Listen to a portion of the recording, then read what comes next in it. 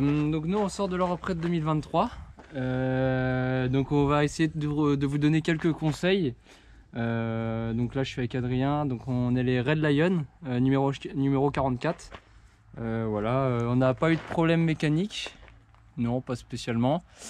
Voilà, on va vous dire ce que nous on vous conseille pour les années précédentes. On va pas prendre en compte la partie coffre de toit parce que honnêtement je crois que ils en veulent plus. Donc pour les galeries aussi on va dire peut-être galerie, mais même les années prochaines je suis même pas sûr qu'il y aura le droit aux galeries, ou alors je sais pas, mais on verra. Donc partie mécanique, cette année on a vu beaucoup d'équipages qui ont fait la connerie, qui n'ont pas fait les joints de culasse avant de partir.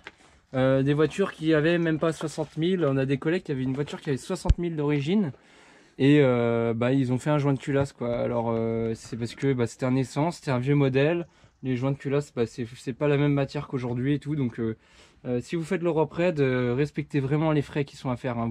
La voiture elle est restée en Roumanie et je crois il y a d'autres voitures, hein, Dric, qui sont restées sur place. Ouais, sûrement. Ouais. Ouais, dans certains pays, donc obligé de les mettre à la casse parce qu'ils n'avaient pas les pièces avec, ou les pièces sont introuvables. Donc vraiment faites le joint de culasse, c'est important. Démarreur, alternateur, c'est pareil, prenez pas de risque. Nous on a été emmerdés sur la fin avec le démarreur. Donc petite anecdote, Adrien qui conduisait, on était en col et puis la voiture enfin on l'éteint parce qu'on voit que ça avance pas, on a longue visibilité, en pleine montée quoi, en grosse côte. On veut repartir, plus rien, donc si vous n'êtes pas trop bricoleur pour savoir d'où ça vient, c'est compliqué. Donc dans le doute, changez les démarreurs et alternateurs, ou alors au moins essayez d'avoir ça en rab, ou je sais pas, faudrait s'organiser avec la méca, je sais pas, savoir. Donc ça, qu'est-ce qu'il y a d'autre d'important pour toi Adrien? Une batterie neuve déjà, pour pas avoir de problème. Les roues de secours surtout, méfiez-vous, la date sur les pneus. Pareil pour la roue de secours, il y a un delta, il y a un nombre d'années à respecter, donc vous ne faites pas avoir. Ayez des ampoules en stock parce que dans certains pays, il y en a qui ont pris des grosses amendes parce qu'ils avaient des ampoules de grillé. Et voilà. Après tout ce qui est éléments de sécurité, frein, tout ça. Ouais, éléments de sécurité, de toute façon ça vous n'avez pas le choix. Faut vraiment éléments de sécurité. Il y a aussi la distrie, hein, faites-la si elle est à faire. Faut vraiment, il y a un nombre d'années et un nombre de kilomètres. Alors regardez ce qui est préconisé pour les 205, certains modèles et tout. Mais la distrie aussi, faut pas hésiter à la faire. Ouais, les freins, comme il disait Adrien, c'est vraiment indispensable. Faut pas prendre des plaquettes premier prix parce qu'elles vont se glacer, elles vont pas s'user et elles vont glacer. En fait, vous allez plus avoir de frein, ou le frein va être médiocre. Les disques, c'est pareil, faut pas prendre n'importe quoi. Voilà, nous, en l'occurrence, on a pris des disques Bosch et des plaquettes. Je sais plus c'est quoi le modèle, mais prenez pas du bas de gamme, ça c'est sûr. Ça doit être du Ferrodo les plaquettes. Ouais, Ferrodo ils sont bons, c'est leur spécialité. Qu'est-ce qu'on peut vous conseiller d'autre? Donc capot, regardez, parce qu'il y en a eu plein qui ont eu le problème des capots qui s'ouvrent en roulant. Donc contrôlez bien que la graffe là est encore bien. Donc ça c'est la sécurité. Voilà, donc ça vraiment contrôler. Pareil, le clenche du capot, contrôlez bien que ça a bien été remonté, qu'il n'y a pas moyen de le relever. On a eu au moins 2 ou 3 équipages qui ont le capot qui se sont ouverts à 130 sur l'autoroute ou à 90, voilà. Qu'est-ce qu'on a vu d'autre? Les durites, on a vu pas mal de durites fissurées. Voilà. Nous on a eu un injecteur qui fuyait léger, donc ça va. Joint de cache culbuteur aussi, ça vaut 15 €, hein. Même si vous le changez pas, au pire vous le prenez et vous en prenez un neuf. C'est vraiment récurrent là-dessus. Si vous voyez là, tiens, je te laisse zoomer là. Voilà, vous faites le tour. En fait, c'est le joint qui est là, le joint noir. Si vous voyez qu'il est un peu fendillé là, tout autour, faut pas hésiter à en racheter un si vous voyez que ça fuit pas. Et si ça fuit, faut le changer quoi. Voilà, fusible. Pensez à prendre des fusibles aussi. Partie méca toujours. Il y a dans la boîte, faites la vidange complète, tout ce qui va bien. La jauge, méfiez-vous parce que je sais que j'ai plusieurs 205 et en fait ils ont tendance à casser les tiges. Donc la target elle vient dans le fond et on pense que le niveau est bon mais il n'est pas du tout bon. Donc contrôlez ça. On a eu, il y a eu pas mal d'équipages aussi qui avaient oublié de faire la marche forcée pour le ventilateur et surtout pour les essences, on vous le conseille. Clairement, On a vu beaucoup d'essence qui ont eu des problèmes de chauffe, voilà. Radiateur, si vous voyez un petit point vert ou un endroit un peu oxydé sur le radiateur ou qu'il est abîmé, c'est pareil, prenez pas de risque. On en a vu plein qui ont fait des joints de culasse à cause de ça ou qui ont commencé à faire des joints de culasse. Donc surtout, rigolez pas avec le radiateur. Voilà. Partie mécanique, on peut aussi vous conseiller, Adrien vous le confirmera, le train arrière. Donc là, faut absolument faire, enfin, pour notre cas, pour moi, c'est indispensable, faire un décrantage. Donc vous regardez sur YouTube, il y a plein de tutos. C'est vraiment important pour moi. Décrantage, en fait, c'est le fait de rehausser la voiture en faisant un quart de tour sur les lames de torsion. Après, je vais pas vous expliquer parce que c'est pas mon métier, mais il y a vraiment pas mal de tutos sur YouTube.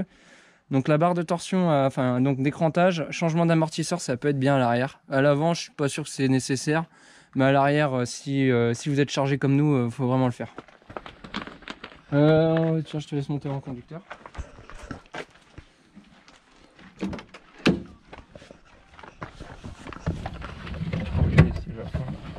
Donc truc qu'on peut vous conseiller aussi.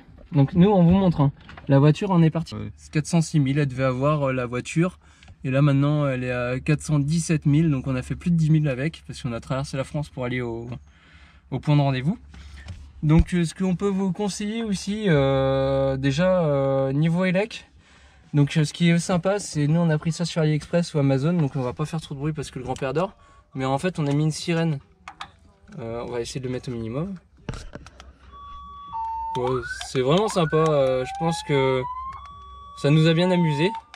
Donc ça vraiment pour 20 balles le prix, le ratio fun plaisir prix il est imbattable. Autre chose indispensable en méca, c'est la sonde de température. Vraiment prenez-en une, surtout si vous avez un essence. C'est vraiment indispensable parce que ça vous gérez en fait, vous voyez si en fait vous prévenez le joint de culasse, vous prévenez vous allez réussir à savoir s'il y a un problème de surchauffe ou pas. Et ce qui est très important, nous en plus on n'a pas eu l'année la plus chaude, on a eu pas mal de pays frais avec un peu de pluie dans l'école surtout, donc on a eu de la chance, mais c'est vraiment l'année la plus, je pense, la plus fraîche qu'ils ont eu.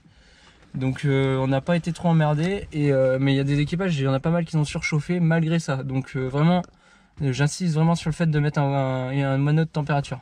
Donc vous regardez sur AliExpress, Amazon, ça vaut 15-20 €, même pas. Moi en l'occurrence c'est un mano d'Audi, Audi je pense c'est Audi Quattro ou je sais pas quoi.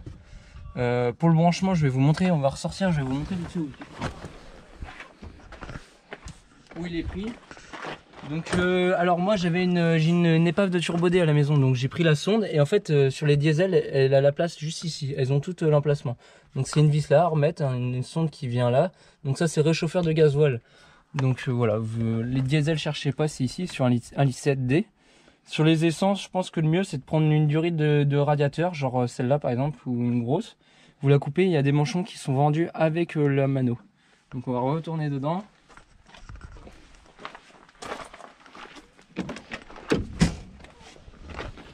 Alors nous pareil on a voulu pour la batterie tout, on a acheté un kit sur AliExpress, donc le petit panneau de commande là, donc avec le voltmètre, une prise allume-cigare, des prises USB. Qu'est-ce qu'on a mis? Et en fait j'ai changé tous les boutons du bas par des boutons sur mesure AliExpress quoi, tuning en alu, voilà. Donc je vous conseille aussi ces boutons, surtout pour la marche forcée. Donc nous on a câblé la marche forcée, voilà. Et l'avantage c'est que comme il est rétro-éclairé, quand il se déclenche tout seul le radiateur, il se rétro-éclaire de lui-même. Ça veut dire qu'on sait quand le radiateur il se déclenche et ça permet de contrôler s'il y a un problème ou pas, quoi. Si on voit qu'il se déclenche tout le temps, c'est que le moteur surchauffe aussi. Donc même si vous n'avez pas, enfin voilà, ça permet de savoir s'il y a un bon fonctionnement. Donc nous on a dégagé l'autoradio, on a mis un module Bluetooth, voilà. Alors honnêtement c'est bien, mais en complément de l'autoradio.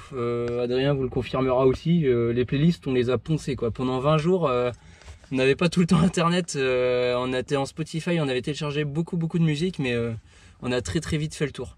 Donc clairement c'est bien d'avoir un module Bluetooth, mais faudrait mieux avoir un autoradio qui fait tout. Voilà. Niveau Elex c'est tout. Si on peut dire aussi qu'on avait pris des powerbanks, des batteries externes, mais clairement ça sert à rien du tout. Parce qu'on a beaucoup plus de... Alors, en fait on roule tellement que on est toujours branché en USB. Donc je peux vous montrer aussi ici, en prise USB, nous on vous conseille combien de prises Adrien? 3 téléphones, 4. 4 prises USB. 4 prises USB, c'est bien. Parce qu'on compte 3 téléphones branchés en même temps, plus le GPS. Pareil, tout ce qui est électrique, accessoires électriques qu'on a pris qui était vraiment pas mal, c'est les Talkie-Walkie Decathlon. Donc on en a fait acheter à plein d'équipages, on a plein qui les avaient. Donc la gamme Trekking, ils sont bleus, on les trouve sur ça vaut 50 € les deux. C'est pas mal aussi. Voilà, donc partie électrique, je crois qu'on a à peu près fait le tour. Maintenant habitacle, niveau des sièges pour l'assise, donc on a gardé les 2 sièges avant d'origine. On peut aller voir derrière. Ce qu'on a fait, c'est qu'on a trouvé sur le bon coin une vieille banquette de 205. Donc arrangez-vous sur les groupes, vous pouvez trouver des banquettes fractionnées, donc c'est des banquettes qui sont en 2 parties. Et l'avantage, c'est que vous pouvez toujours avoir quelqu'un qui, même si vous l'achetez à 2 équipages la banquette, et ben vous pouvez, il y en a un qui garde le côté droit et l'autre le côté gauche quoi. Donc ça c'est vraiment pas mal, franchement je vous le conseille. Si vous êtes un peu individuel, parce que en gros il y a eu pas mal d'équipages qui se sont séparés, qui ont eu des problèmes mécaniques et tout, donc nous on était avec 3 places, donc on pouvait pas prendre quelqu'un d'autre, mais en fait il y a plein d'équipages qui se sont mélangés au fur et à mesure du raid, voilà, parce qu'ils avaient gardé les banquettes complètes. Donc ça c'est bien pour les autres, mais pour nous à titre perso, ouais, c'était un peu c'était mieux pour nous, on était plus confort. Donc là on va poser la caméra, on va installer l'aménagement, donc je te laisse le montrer vite fait par terre. Bon, je vais la poser. Voilà, donc nous notre aménagement il se constituait en 2 parties. Donc en gros on a la partie plancher qui recouvre le coffre et derrière le siège conducteur. Donc cette partie là en fait est rehaussée de je crois 20 cm ou 21 cm. Voilà. Et en fait on a mis toutes nos fournitures scolaires en partant, donc 80 kg, quasiment 80. On a réussi à les répartir sous toute la voiture. Donc en gros toute la partie basse de la voiture était chargée. Donc en fait pour le point d'équilibre, pour le, comment on appelle ça, pour pas que la voiture elle bascule dans les ronds-points, dans les virages, et en fait toute la charge était au sol. Donc ça c'est vraiment bien pour le dévers, voilà. On va installer l'aménagement et vous allez voir vite fait comment c'est posé.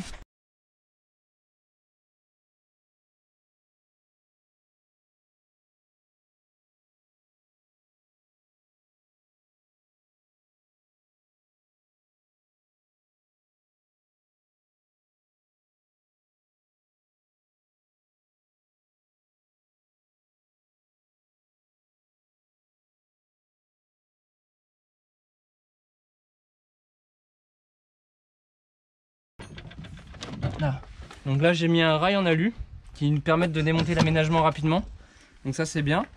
Donc je vous remonte le double plancher. Donc on a le double plancher qui vient à plat avec les trappes pour ouvrir, pour pouvoir installer, pour mettre les fournitures, les sortir, et pour une fois qu'on a déposé les fournitures, mettre autre chose dedans et avoir un accès rapide. Donc là on avait le coin où on mettait tout ce qui était veste, sac à dos et tout dessous quoi. Voilà, on a vraiment, je te laisse filmer dessous pour voir, on a vraiment une grosse place de dispo. Donc là il n'y a vraiment aucune perte. Voilà. Donc derrière le siège on mettait la caisse à outils, on mettait les bidons d'huile sous le siège conducteur. L'extincteur on le mettait sous le siège passager. Bon honnêtement c'est pas terrible parce qu'il est pas vraiment accessible. Donc la caisse, on a pris la caisse de chez Action là et tout passé dedans avec maillot de bain, serviette c'est quoi comme serviette? Bon, les comme des microfibres là, les serviettes séchage rapide, vraiment fines. Donc on arrivait à tout mettre dedans avec maillot de bain. Donc nous on la mettait comme ça. Voilà, donc c'est facile d'accès et tout, donc c'est vraiment pas mal. Toujours pour les fringues, du coup pour tout ce qui est t-shirt, caleçon, chaussettes, nous on avait 3 bacs comme ça. Donc nous ça passe. Après si t'es une fille et que t'as des soutifs et tout, donc je pense que ça c'est un peu plus chiant pour la place, mais nous on était parfait. Donc maillot de bain, t-shirt, chaussettes. Donc on avait 3 bacs comme ça, donc chacun notre bac, plus le dernier qu'on mettait là. Voilà, un bac que j'ai coupé du coup à la scie radiale. Voilà. Et là en fait tout passe. Donc en général voilà. Une fois qu'on a fait ces 3 bacs ici, on avait un emplacement de libre pour donc les 2 réchauds. Donc les mallettes, je vous les mettrai en lien dans la description. Donc c'est des réchauds en cartouches avec des petites cartouches de gaz. Donc c'est chez Action il y a les mêmes. Nous on a pris les camping gaz. Ils tiennent vraiment bien, même quand il y a des courants d'air et tout, ils s'éteignent pas, donc ils sont vraiment bien. Niveau consommation, je trouvé ça un peu excessif, mais bon, voilà, ça reste quand même raisonnable. Donc je pense qu'il faut compter quoi, 4 cartouches. Ouais. Plus. Non, 4 c'est bien. 4, ouais. 4 cartouches, vous les achetez chez Action, 1,20€ pièce ou 1,80€, je sais plus. Donc c'est moins cher que vous allez trouver. En butane, là, c'est très très bien. Donc un réchaud, je pense que ça suffit largement. Voilà. Pour l'eau, nous on a trouvé des jerrycans. Donc vous allez voir chez Decathlon, si je me trompe pas, moi je les avais pris chez Lysadis. Donc viens voir, je te laisse voir. Nous, la jerrycan, en fait, elle passait pile poil là. Donc voilà, si vous voulez voir les dimensions, donc là on est collé au bac, on a la largeur du bac. Puis après le jerrycan qui vient au millimètre près ici. Donc c'est un jerrycan de 10 litres, ça on est pareil indispensable. Ou alors si vous prenez pas de jerrycan de 10 litres, il faut prendre la douche solaire de chez Decathlon. Donc on a vu, on l'a emprunté à plusieurs équipages, ils sont vraiment pas mal. Donc c'est une douche en fait avec une pompe comme un pulvérisateur pour les tomates ou les pesticides dans l'engrais, voilà. Donc l'avantage de ça, je pense qu'on aurait dû prendre ça. C'est on peut chauffer de l'eau pour la douche, c'est vraiment indispensable parce que les douches Europred et eau et douche, ça va, c'est pas dans le même mot en fait.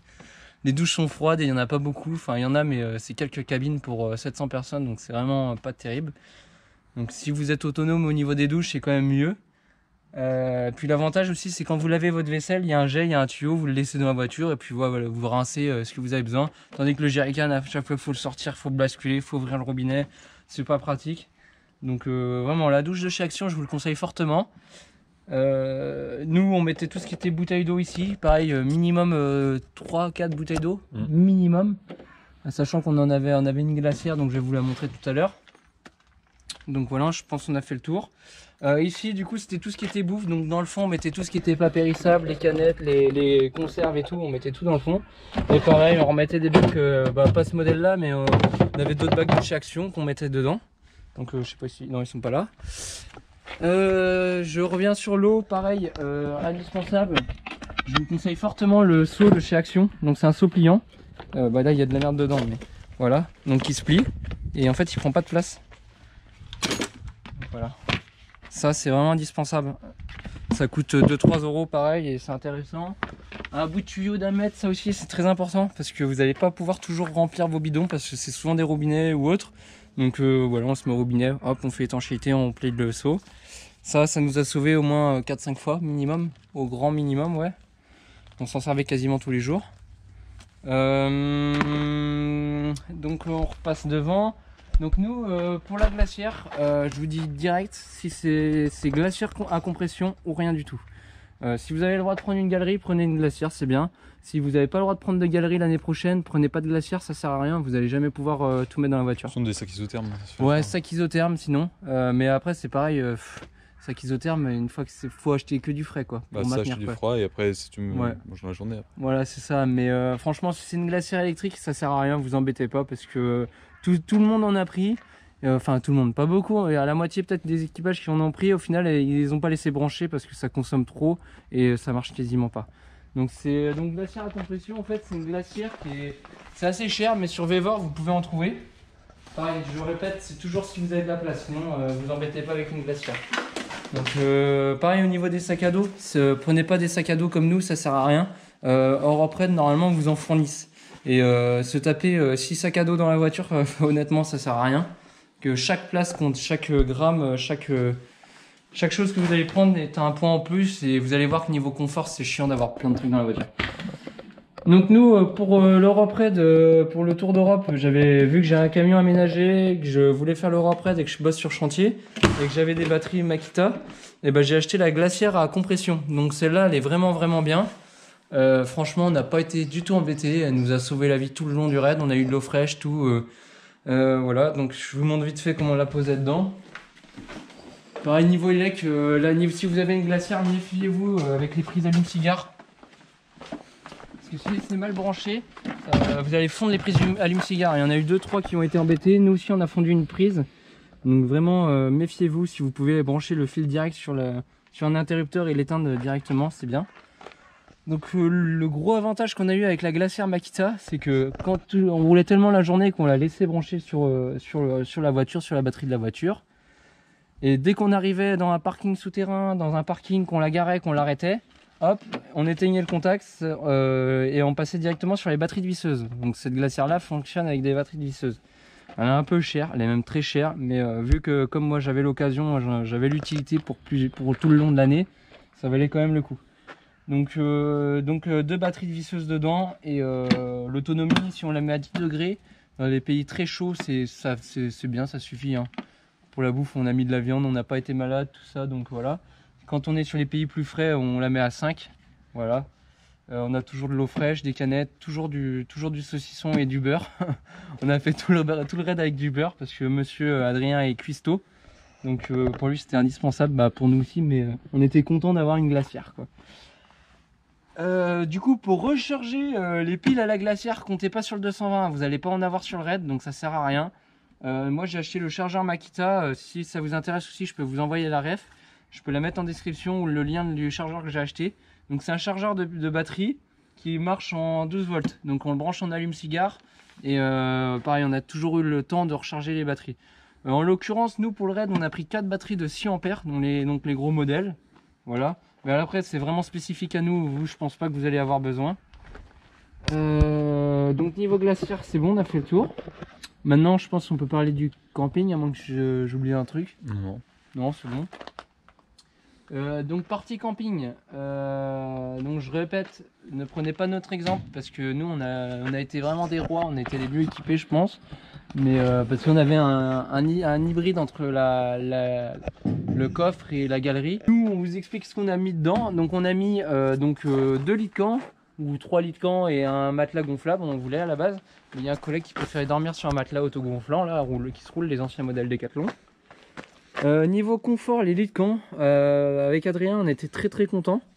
C'était vraiment bien niveau confort, niveau rapidité de dépliage, repliage, c'est très bien.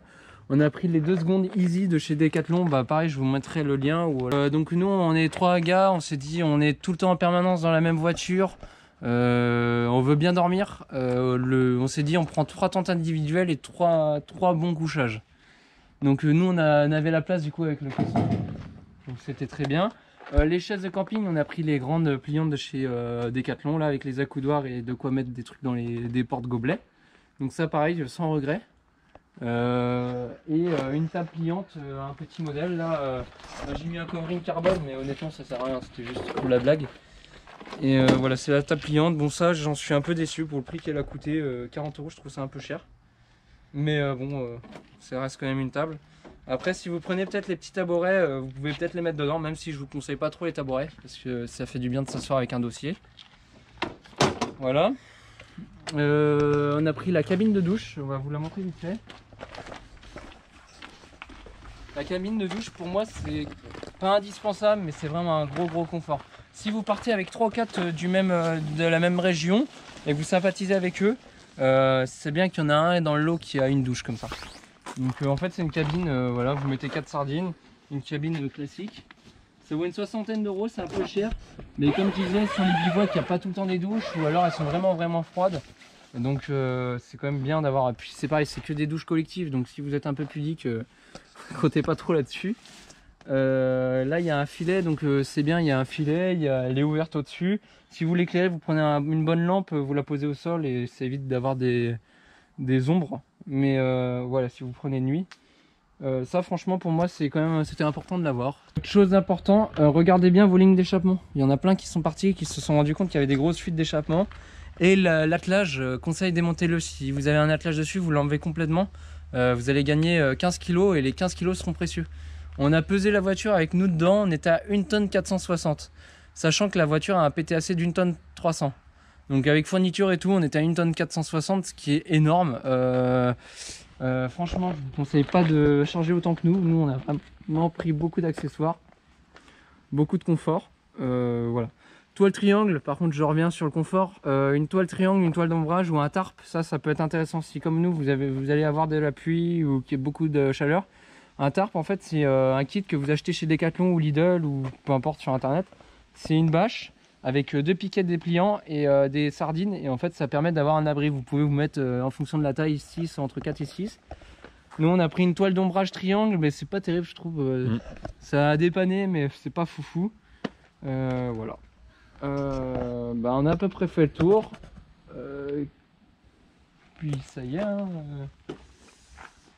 Oui, si, vous pouvez aussi contrôler les réglettes des vitres arrière. Il y en a plein qui ont eu le problème, en fait, elles ont tendance à pourrir là-dessus.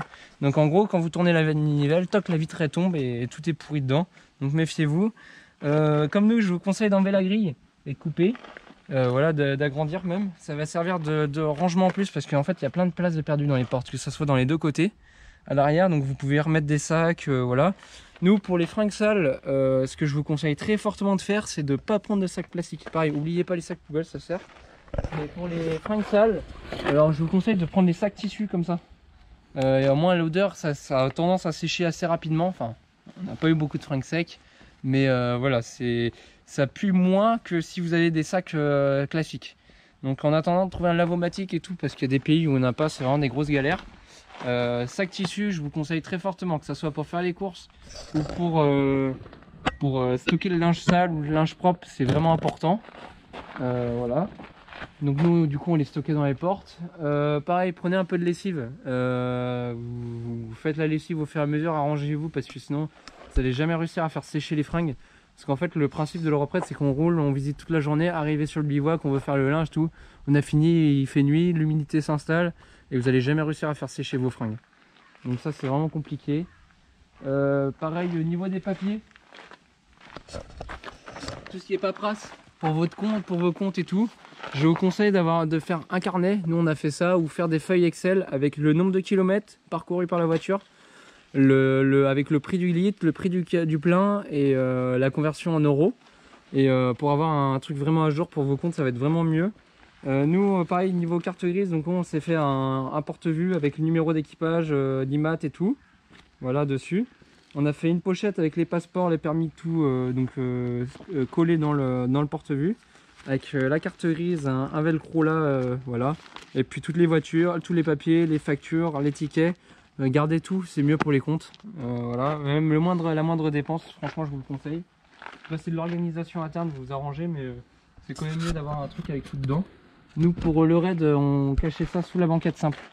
Voilà, pendant le raid, dès qu'on était dans des pays un peu compliqués ou autres, on glissait ça dessous. Voilà. C'est tout pour moi.